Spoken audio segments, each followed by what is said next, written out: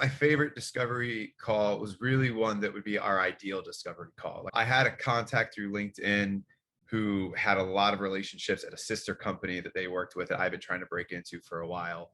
This individual knew GitLab and had a small install, and I asked if they could introduce me to some of the decision makers over at the sister company.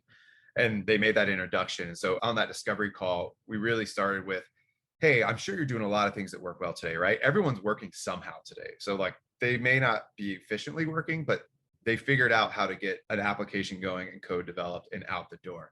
So we usually start with, what does that ecosystem look like?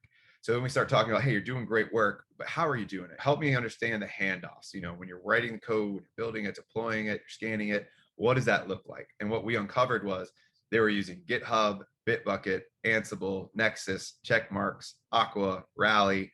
And then it's like, wow, that's a lot of tools. Are you guys efficiently handing all those off? Are there manual integrations? They're like, well, it's not efficient. We get it done, but it doesn't work great. And I said, well, I'm sure you have to show how you're actually doing this with compliance security as well. You have security scans. How does that look? And they said, well, it's really hard today. We use these different tools. We send each other emails and we try to log it.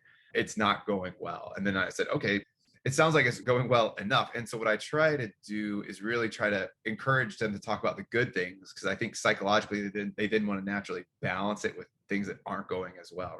So it's like, okay, but it sounds like you guys are doing great.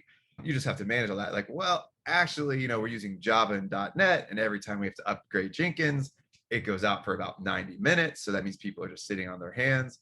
And so while I'm kind of getting them to talk about their process, and instead of talking about their DevOps strategy, I try to focus on the software delivery pipeline, right, of handing all that off and getting them to talk about which groups are doing what.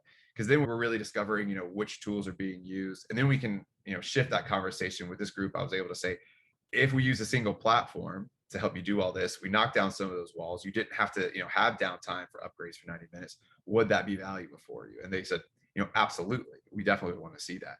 We then said, all right, well, let's do a demo so you can see what this would look like at a high level. If that tends to make sense, we can then talk about doing a proof of value to then say, how would you apply this? And then what could we help displace? And how could that help get your product out the door faster and also reduce cost savings? That type of discovery call was great with that organization. And I think that's ideally what we want to hear. There's lots of different tools being used, some areas of frustration, and then they know that things could be better.